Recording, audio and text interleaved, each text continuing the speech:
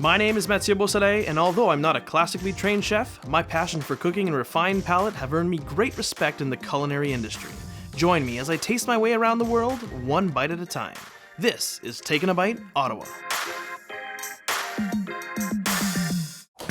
Muckleston Brockwell is by far my favorite butcher shop. Located just outside of the Bywood Market in Beechwood, this is where I come to talk about meat. Oh, hey Andrew, how you doing? Hey, excellent. How about yourself? Very good, very good. What do we got cooking today? Well, today you just happened to come in when I was about to make some sausages. Sausages, man. I've never made that before. Doing a little Lincolnshire. Yeah, Lincolnshire. What's that? Yeah, traditional English sausage. Got the recipe from British Butcher. Awesome. So I guess that's the spice mix we're going to be using today? Yes, it is. What's in that? So you're going to have a little bit of white pepper, a little bit of black pepper, some sage, salt, allspice, and nutmeg. Let's get started. Yeah, for sure. So I just happen to have some pork here already ground up, ready to go.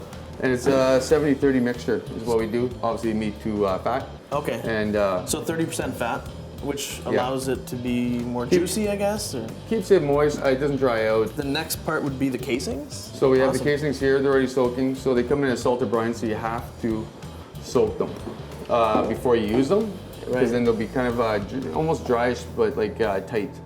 So you want them to be loose. So. Oh, and those look like natural casings? Yes, they're the hog casings, yeah. Okay, so I mean, nowadays we see a lot of artificial casings on sausages, and what is the major difference between Well, I find using a real casing, you get a really good snap off it, right? So it doesn't break, it's easier stuff, it holds better, you know? Well, I mean, that's a big part of when you eat a sausage, you want it to have that snap, so that's awesome. Okay, cool, so let's get started. All right, so now you got the mixture right here. So you're going to just spread it out a bit. Did you want to go ahead and do this? Sure. Yeah. What do you want me to do, spread it out? Yeah, spread it all out a bit. All right. So I'm just going to grab a little bit of water. You're going to need to mix the spice. Sure. You just need about a cup of water. Just because we're doing about a 10-pound batch. So the cup of water is going to do exactly... Oh, it just helps the spice mixture really absorb into the meat, right? Okay. You want to work with it. You don't want clumps of dried spice. No, that makes sense. You don't want to put too much water. Okay. So what is the next step then? So now I take the spice, dump it in with the water. All right. And then I'll just give it a good little mix. So now you're going to dump it in into the pork. But you want to mix it in really well. You want to almost like knead the pork like dough. All right, so obviously you need to give it a good kneading, get those flavors throughout this 70-30 mixture. It's always fun using your hands in the butcher shop, right? Yeah, you know what? Keeps your hands nice and smooth, right? That fat acts as a natural moisturizer, to say the least. Yeah. How long would you have to mix this mixture so that it's properly incorporated? Well, I like to do it, just a minute or two, but just make sure it's just really blended in well. Like, exactly. Kind of fold it all in.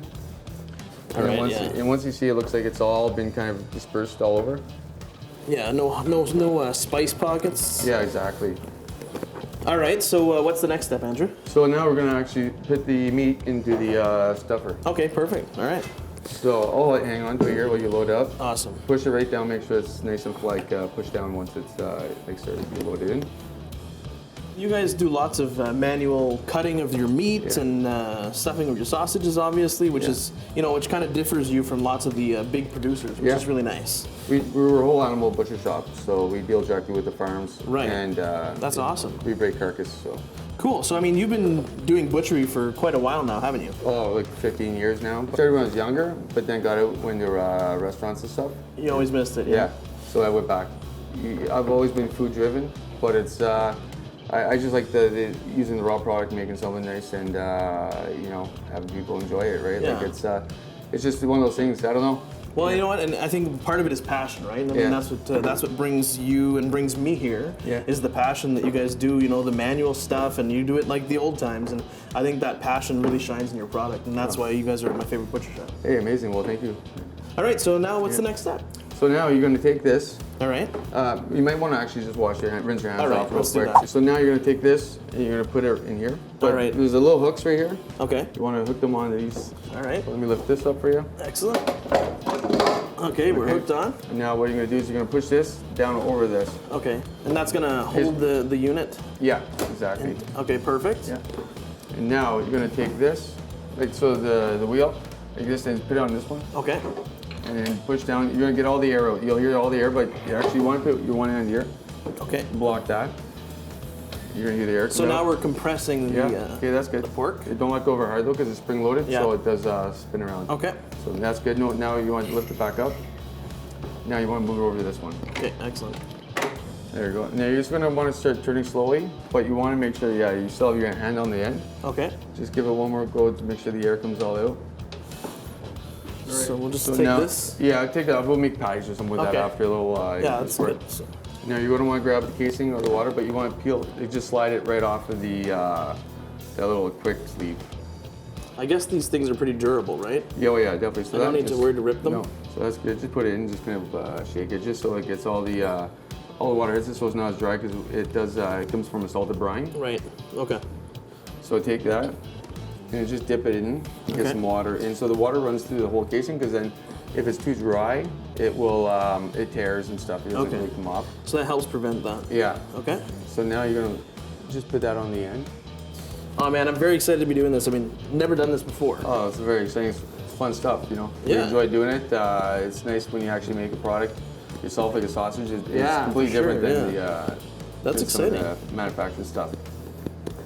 So I would just cut it off there then for now. Okay, so we're gonna stop. So take the knife. Yep. Just cut off right about here. Okay. So now what you do is I would just go like this first, give it one more little turn. You know what, I'm gonna let you show me this time. How about we do that? Sure. So what I do is I go like this one more time. Again, get the rest of the air out. Yeah, because if you get a lot of air in it, it becomes, it just blows up a bit. Yeah. You don't want pockets in, so what I do. Excellent.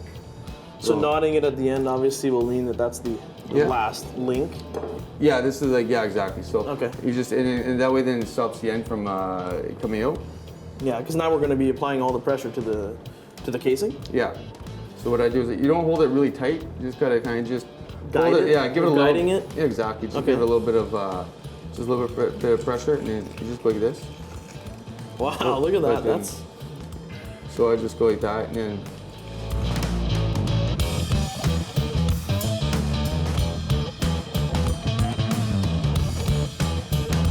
Wow, that's awesome. So what I do is I take this little bit of, because you just want to put a knot in this end too. Okay. So we're just ensuring that it's not going to bust out either end. Right, and then what you do after is you look for air bubbles in it first. Okay. And we have a little, it's like it's called a sausage poker, like it. Right. Just pokes. You just use it to poke the air out. That way, then because what happens if you're cooking it with the air pockets? Yep. Then all the grease kind of builds up in there, and you go eat it. It's like, okay, and that's what happens when the meat snaps and then you burn yourself because you got all this pork fat. Exactly. All right. So I like to go like this first, just to make sure. So coil it up to check for air pockets. So this sausage here looks pretty good, but technically what I do is if there's an air pocket, you just give it a little poke. Okay. Just like that, and it takes all the air out, right? So that when you go to link, it doesn't have these little pockets of grease, right? So I guess that'll help it from exploding too when you're cooking the. Yeah, it definitely. But you also don't want to be poking it when you're cooking it. So now, do you want to see the link now, or do you want to wait for the link after? Yeah, let's do a link. Okay. Let's do a link. It's it's a little. I'll show you the way we do it, but most people just twist it. Yeah. But I like to go like roughly about 6 inches. Okay, so you're marking it. Oh wow. So I go like that, and I go 3, like that, but then. Wow. Okay. And so you have it like that. So you know, it's there's other ways of doing it, but 15 years of experience comes into play when you're trying to make sausage links. Apparently, you make a lot of sausage. Yeah, eventually this becomes natural. Yeah, exactly. So you're just gonna keep rotating. Yeah, what I do is then you hang them after. You gotta let them hang for 24 hours. Okay. After, because then it's the air hits the casing. It dries up a bit more, so it doesn't. The ends don't open up when you cut them and stuff. Awesome. So after the 24 hours of resting, let's call it, they're ready to be. Yeah, put in the counter. Put in the counter. So you cut them at these points. Yeah. And then they're good to go. Yeah. So you want to give it a try? Oh, 15 years of experience. I ain't got that. I think I'm gonna have to pass. But you know, I have to ask you. I mean, being a food blogger and on social media, one of my most common questions is, can I go to a butcher, buy an affordable cut, especially beef, and have a great meal, right? So I mean, what would you suggest, or what are the offcuts that are, you know, a little bit more affordable but still offer amazing flavor? Cuts like skirt steak, stuff like that, where it's the price point, it might not be as cheap, but what it is it's a thinner steak, but it's bigger piece. And I think the most important part when you're doing skirt steak is cooking it right. You don't want to overcook it because it'll be a little bit too tough. So it's cooking it to, you know, that medium rare is really perfect. One of the things and one of the reasons I come here is for dry aged beef, right? It's not very common anymore. So you guys do dry aged beef, right? Oh yeah, definitely. So we have a rotation with our farm, our beef farm, and so when we receive it every week, but it's already been hung for 30 days minimum. Okay. So anywhere from 30 to 40 days, we already get it. Now, that's right when the flavors develop. It's ready to go when we get it. Right. But we do like to put another week or two. Yeah. So we can do maybe, you know, some of this 50, 60 day age on it. Yeah. But after that, I think it's becoming a bit strong. Yeah, well actually, you know, I've had up to 120 day dry aged beef, and I mean, it's almost, you know, going close to like a Parmesan taste, which is not really that beef flavor that we seek.